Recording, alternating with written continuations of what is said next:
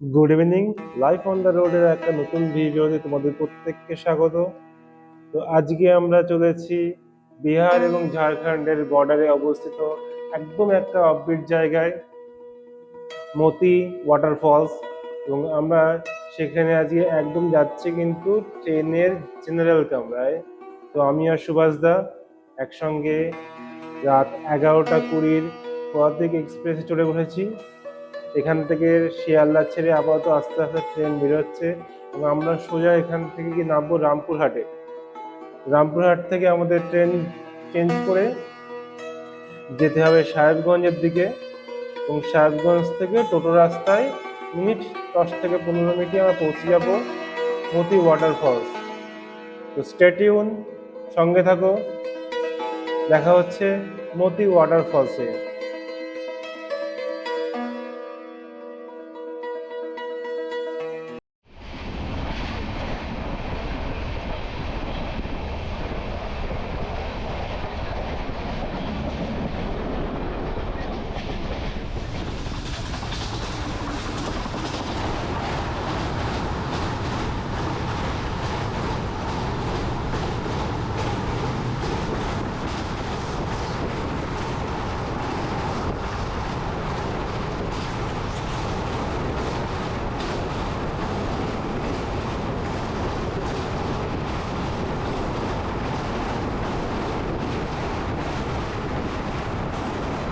এখন বাজে 3:24। আমরা কিছুক্ষণ আগে রামপুরহাট স্টেশনে এসে পৌঁছেছি।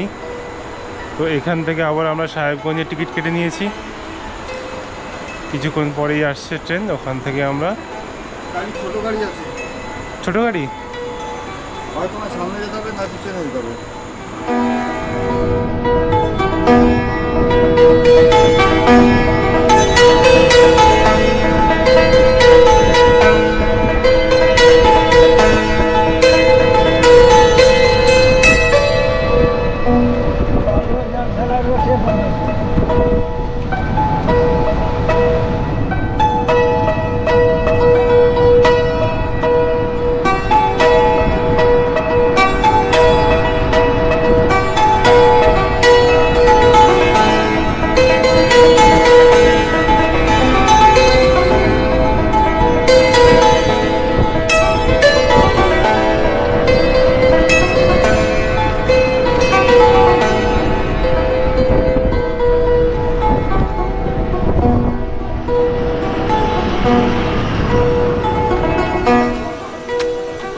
এখন সকাল 8:35। আমরা পৌঁছে গেছি মতি ওয়াটারফলসের একদম প্রবেশদ্বারে। এখান থেকে আস্তে আস্তে আমরা ট্রেক করে ওপরে উঠবো, যতটা ঝর্ণার কাছে যাওয়া যায়।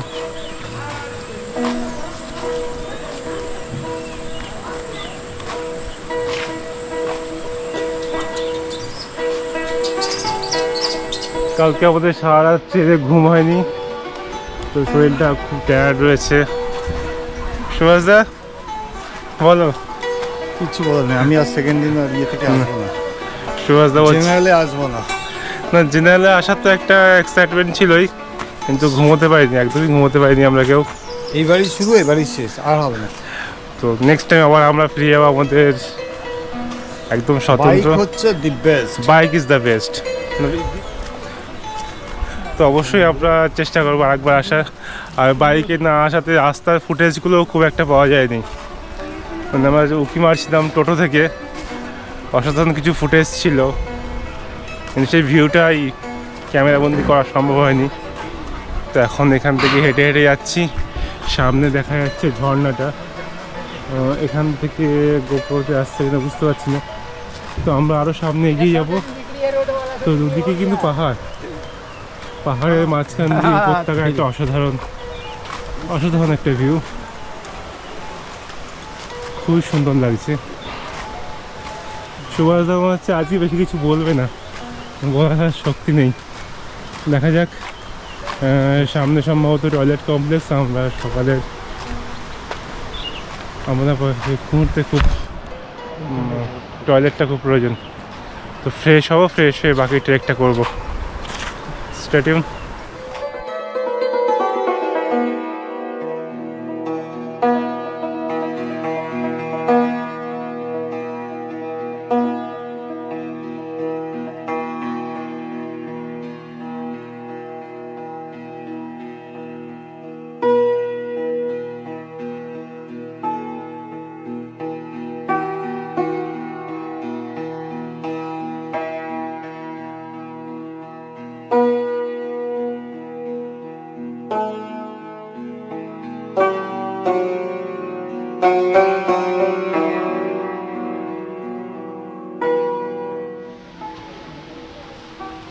একদম চড়াইয়ের শুরুতেই সামনে ঝর্ণা।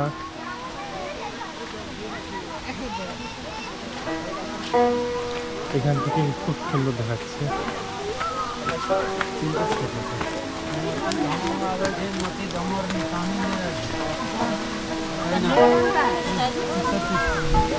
শুরুটাই একটুখানি চড়াই যাচ্ছে, তারপরে কিন্তু আসো আসো ঝর্ণা না ওই বাস বাস বাস আসো বাবা বাস।